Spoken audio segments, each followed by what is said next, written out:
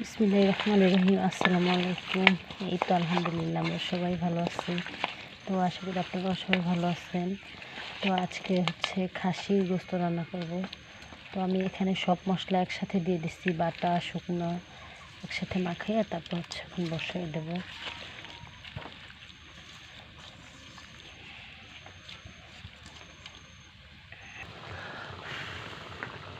এই তো চুলায় বসাই দিচ্ছি, সাথে ঢেঁড়স ভাজি করতেছি।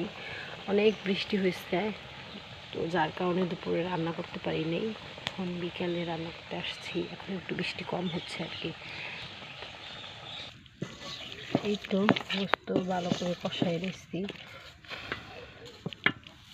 আর একটু ভাজা ভাজা করে তারপর পানি দিয়ে দেবো। এই তো গোস্ত ভালো করে ভাজা হচ্ছে, তো এখন এখানে আলু দিয়ে দেবো।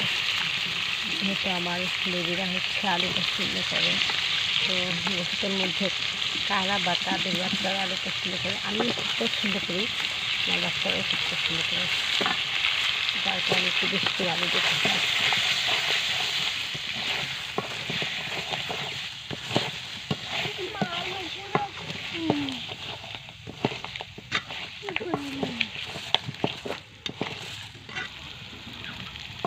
তো আলু গোস্ত ভালো করে কষাই নিচ্ছি, এখন পানি দিয়ে দেবো।